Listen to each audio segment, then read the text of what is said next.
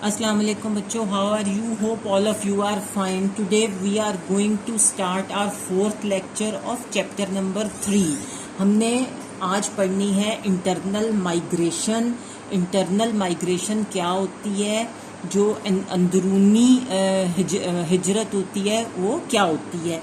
अब हमने पढ़ा वो आपको ये बता रहा है राइटर कि जो पॉपुलेशन की बहुत तेज़ी से ग्रोथ होती है, पॉपुलेशन का बहुत तेज़ी से बढ़ना जो है पाकिस्तान के शहरों में और बहुत दुनिया के दूसरे शहरों में भी पॉपुलेशन का तेज़ी से बढ़ना जो है वो दो वजूहात की बिना पर होता है. There are two reasons in the growth of the population, in the rapid growth of the population. एक तो होता है नेचुरल इंक्रीज, के वहाँ पर नेचुरल बर्थ्स कितनी हो रही हैं. हम पिछले चैप्टर्स में पढ़ चुके हैं कि नेचुरल इंक्रीज क्या होती है. एक तो होता है नेचुरल इंक्रीज के कुदरती वहाँ की क्या परसेंटेज है, ग्रोथ किस तरह हो रही है, कितने लोगों के घर बच्चे पैदा हो रहे हैं और क्या उनका डेथ रेट है. डेथ रेट कम है और बर्थ रेट ज़्यादा है तो पॉपुलेशन तेज़ी से बढ़ेगी, वो होती है नेचुरल इंक्रीज. और एक होती है रूरल अर्बन माइग्रेशन, के गांवों से देहातों से शहरों की तरफ माइग्रेट करना इस उम्मीद के साथ कि हमें अच्छी नौकरियां मिलेंगी, अच्छा लाइफस्टाइल मिलेगा और हम शहरी ज़िंदगी गुजार सकेंगे. इस शौक़ में, इस रोज़ी के लालच में, इस अच्छे लाइफस्टाइल की लालच में लोग गांवों से शहरों का रुख करते हैं. और वो बता रहा है कि हम ज़ाहिर है पहले पढ़ चुके हैं ये कि डिफरेंट ग्रुप्स जो लोगों के होते हैं वो कराची में मूव किए थे, कराची में आए थे और इसी वजह से औरंगी टाउनशिप जो था वो डेवलप हुआ. हमने चैप्टर नंबर 1 में पढ़ा था. और कुछ लोग जो होते हैं वो ये इंटरनल माइग्रेशन है जो कराची की औरंगी टाउन में आकर सेटल हुए कुछ लोग. लेकिन कुछ लोग जो होते हैं वो इंटरनेशनल माइग्रेंट्स होते हैं जो दूसरे मुल्कों में जाकर सेटल हो जाते हैं और या दूसरे पाकिस्तान के दूसरे मुल्कों में जाकर सेटल होते हैं और वो गांव से शहरों की तरफ जाते हैं और उसमें भी वो भी माइग्रेशन जो है वो करते हैं. और पाकिस्तान में से ज़्यादातर लोग क्यों माइग्रेशन करते हैं? वो बेहतर ज़िंदगी के लिए लोग मुल्क से बाहर इंटरनेशनल माइग्रेशन करते हैं तो इस उम्मीद के साथ करते हैं कि हमें अच्छी रोज़ी रोटी मिलेगी, हम बेहतर ज़िंदगी अपने घर लिए और अपने घर वालों के लिए जो है वो प्रोवाइड कर सकेंगे. और जो migration with in the country होती है उसे इंटरनल माइग्रेशन बोलते हैं. उसमें लोग जो है वो इंटरनली सिर्फ अपना शहर बदलते हैं, मुल्क नहीं बदलते. और इंटरनेशनल माइग्रेशन में लोग जो है वो अपना मुल्क बदलते हैं. और जो बेसिक मुल्क के अंदर माइग्रेशन होती है वो ज़्यादातर लोग गांव से शहरों का रुख करते हैं, उससे रूरल अर्बन माइग्रेंट्स करते हैं. जो लोग गांव से शहर की तरफ जाते हैं और उनको हम इंटरनल माइग्रेंट्स बोलते हैं. जो कि जिस तरह हमने आपको बताया कि कराची के में बहुत से लोग आए और उन्होंने कच्ची बस्तियां जो थी वो उनको आबाद किया. और इस तरह इंटरनेशनल माइग्रेशन के बारे में भी हमने पीछे पढ़ा था कि वो उसने इंटरव्यू किया था एक ऐसी खातून से जो बहुत देर से काफ़ी अरसे से इंग्लैंड में रह रही थी और रज़िया उसका नाम था और उसके हस्बैंड इंग्लैंड में रहता था और वो अपने बीवी बच्चों को वहाँ ले गया था. और यूजुअली वो बताता है कि जो यंग लोग होते हैं, जवान लोग होते हैं, वो दूसरे मुल्कों में पहले जाते हैं, वहाँ सेटल होते हैं, अपनी रोज़ी रोटी का इंतज़ाम करते हैं, उसके बाद अपनी बीवी बच्चों को भी वहाँ पर बुला लेते हैं और फिर वहाँ पर पूरी फैमिली वो सेटल हो जाती है. और हमने आपको पिछली पेज नंबर 22 पे दो स्टोरीज़ जो थी वो भी बताई थी उन औरतों की जो गांव से शहरों की तरफ गई थी. एक तो अपने ससुराल से तंग आके गई थी और एक के फादर ने कुछ डेट देना था, कर्जा देना था, जिसकी वजह से वो कराची में शिफ्ट हुए थे. तो वो थी रूरल अर्बन माइग्रेशन. और कुछ रूरल अर्बन माइग्रेशंस जो हैं वो ज़रूरी नहीं होता कि सारी माइग्रेशंस जो हैं, सारी हिजरतें जो हैं वो सक्सेसफुल हों, लोग खुश हों, लोग अच्छा कमाएं। ये हर केस में नहीं होता, बल्कि कुछ लोग जो गांव से इस उम्मीद के साथ जाते हैं कि शहर में शायद कोई सोने की बनी सड़कें हैं या सोना उगल रही हैं उनकी सड़कें, वो इस उम्मीद के साथ आते हैं कि वहाँ पर शायद सोने के अंबार होंगे।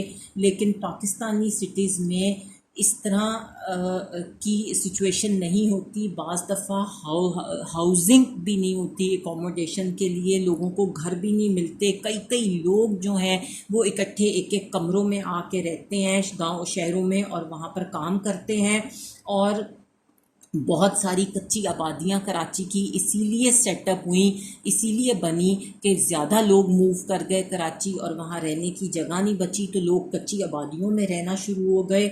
और उसके अलावा बाज़ दफ़ा शहरों में जॉब्स भी नहीं होती फॉर्मल सेक्टर में। वो जो फॉर्मल सेक्टर होता है जहाँ पर गवर्नमेंट और जो पब्लिक और प्राइवेट सेक्टर होता है वो स्टैब्लिशमेंट्स होती हैं जहाँ पर 10 से ज़्यादा लोगों को हायर करके जो है वर्कर्स को हायर किया जाता है और उनको काम दिया जाता है और उनको प्रॉपर जॉब्स दी जाती हैं, प्रॉपर उनकी टर्म्स एंड कंडीशंस के साथ नौकरियां होती हैं, जिन्हें हम पक्की नौकरियां कहते हैं, वो होती हैं। इसलिए बहुत सारे लोगों को फॉर्मल सेक्टर में जॉब्स नहीं मिलती, इसलिए वो इनफॉर्मल सेक्टर जो है उसमें जॉब्स कर लेते हैं। इनफॉर्मल सेक्टर्स में बहुत सारी जॉब्स आ जाती हैं, ये सारे ठेले वाले, फार्मर्स और जो डेली वेजर्स होते हैं, जो नौकरियां जो आपकी पक्की नहीं होती, किसी भी वक्त आपकी नौकरियां एंड अप हो सकती हैं। सो इसी वजह से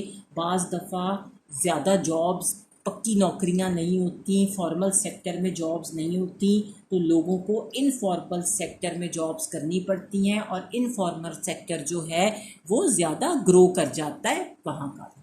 उसके बाद माइग्रेशन विद इन इंडोनेशिया, वो बताता है कि इंडोनेशिया में गवर्नमेंट ने कुछ लोगों को माइग्रेशन करवाई थी इंडोनेशिया के अंदर। अब ये बुक 1 में उन्होंने बताया हुआ है, उसके बारे में उन्होंने ये रिव्यू दिया हुआ है छोटा सा कि वहाँ पर एक जो थी वो हवाएं चली, डस्ट और स्मोक की वाली हवाएं चली वेस्ट वर्ड्स की तरफ फ्रॉम बोर्नियो से चली और मलाइशिया और सिंगापुर की तरफ चली, जो कि आग की वजह से चली थी। और जो बोर्नियो का पार्ट था जिससे कालीमंतन बोलते हैं, इंडोनेशिया का जो पार्ट है, वहाँ की गवर्नमेंट ने दूसरे लोगों ने मिलके दरख्त काटे थे और उनको जलाया था, जिसकी वजह से ये हवाएं चली थी। अब वो बताता है कि इंडोनेशिया जो है वो बहुत सारे आइलैंड्स का से मिलके बना हुआ है। इंडोनेशिया जो है बहुत सारे जजीरों से मिलके बना हुआ है और आफ्टर 1979 जो गवर्नमेंट थी, it had started to move large number of its very poor people to Kalimantan. उसने अपने बहुत गरीब लोग जो थे उनको माइग्रेट कराया, उनको मूव कराया कालीमंतन में उनको भेजा, उनको मूव कराया। और फिगर 2.16 जो है वो शो करता है पॉपुलेशन की डेंसिटी को मेन आइलैंड्स ऑफ इंडोनेशिया। जो इंडोनेशिया के मेन आइलैंड्स हैं ये, वहाँ पर वो ये बताता है कि इधर कितने लोग आबाद हैं, डेंसिटी कितनी है।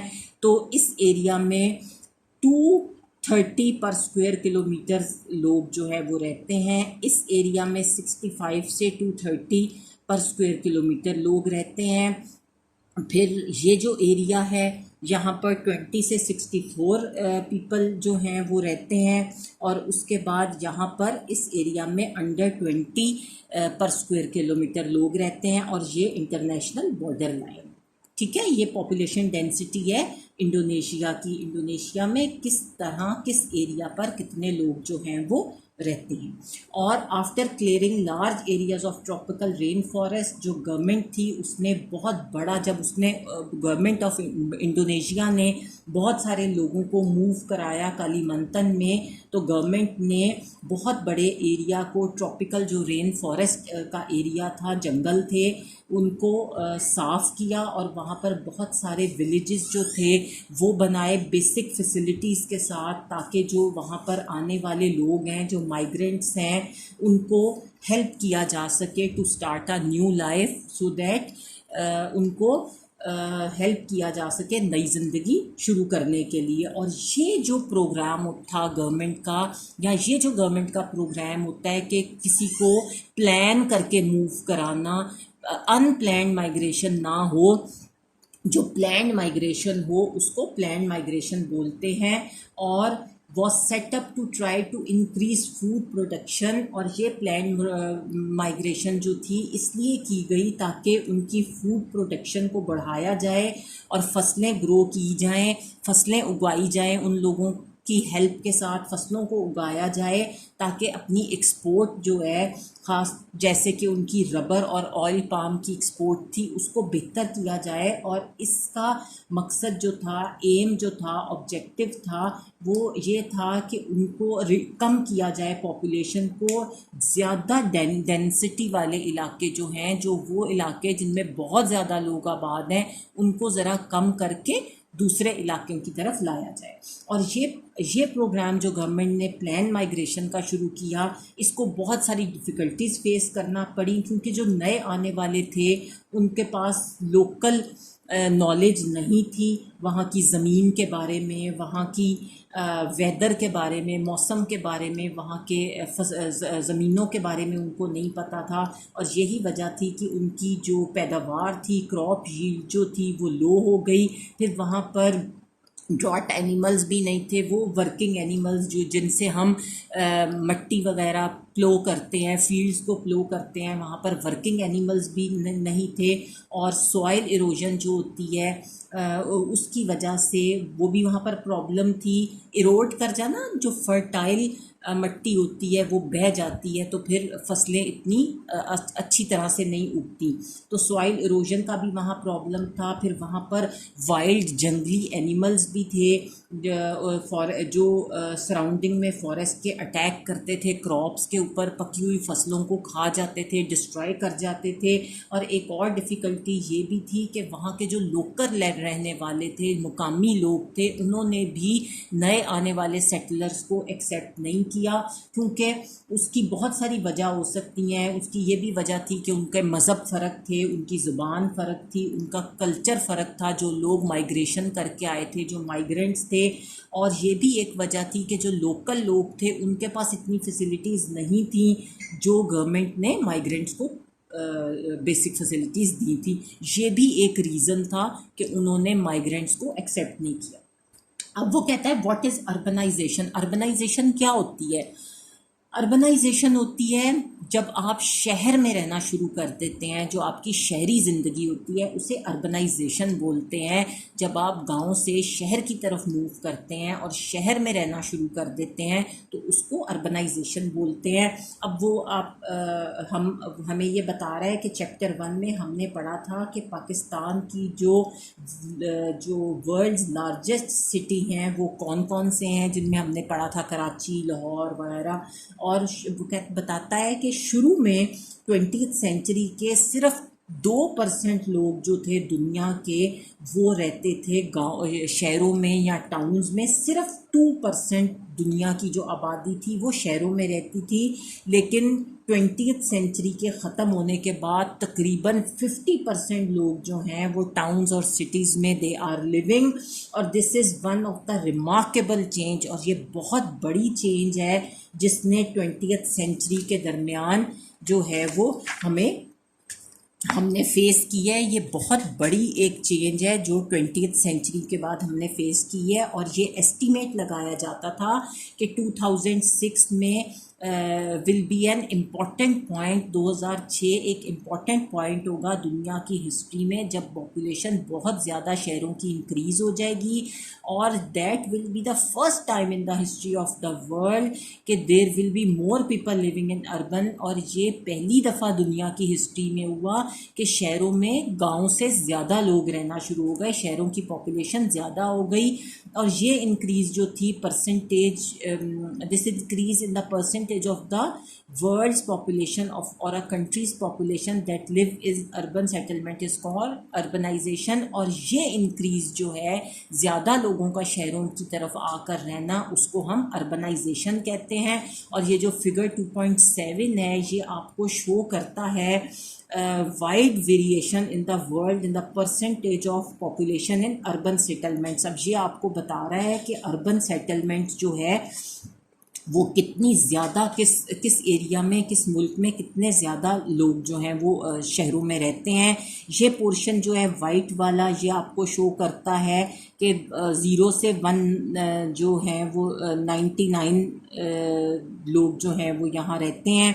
फिर ये जो ज़रा डार्कर पोर्शन है, इससे डार्कर, इसमें 20 से जो है वो ऑनवर्ड्स 39.9 लोग रहते हैं। फिर उससे जो ज़रा डार्कर एरिया है उसमें 40 से 50 जो है 59.9 लोग रहते हैं। फिर उसके बाद जो डार्कर है उसमें 60 से 79%। और ये जो मोस्ट डार्कर पोर्शन है इसमें 80 से 100% लोग जो है वो रहते हैं शहरों में। तो ये चार्ट है जिसमें जहाँ शहरी पॉपुलेशन ज़्यादा है उन एरियाज़ की। और हमारे पास जो सिंगापुर है वो बहुत छोटा सा मुल्क है, लेकिन उसकी 100% आबादी जो है वो शहरों में रहती है, कोई भी लोग गांव में नहीं रहते। और इसी तरह अफ्रीका की एक कंट्री है रवांडा, जिसमें सिर्फ 6% लोग जो हैं वो टाउन्स में रहते हैं, शहरों में रहते हैं, बाकी सब विलेजेस में रहते हैं। और अगर हम पाकिस्तान की बात करें तो 1951 में जब पाकिस्तान की पहली मरदमशुमारी हुई, फर्स्ट सेंसस हुए, तो 18% लोग जो थे हमारी टोटल पॉपुलेशन के वो शहरों में रहते थे। लेकिन जब 1981 में पॉपुलेशन सेंसस हुआ तो उस वक्त 28% लोग शहरों में रहते थे। और फिर जब 2000 में सेंसस हुआ, मरदम सेंसस होता है लोगों को गिनना, मरदमशुमारी करना, तो उस वक्त एस्टिमेटेडली 40% लोग जो थे हमारे वो शहरों में रहते थे। Now it's the end of our chapter number 2। इंशाल्लाह in next class we will start the other chapter. Till then, Allah Hafiz.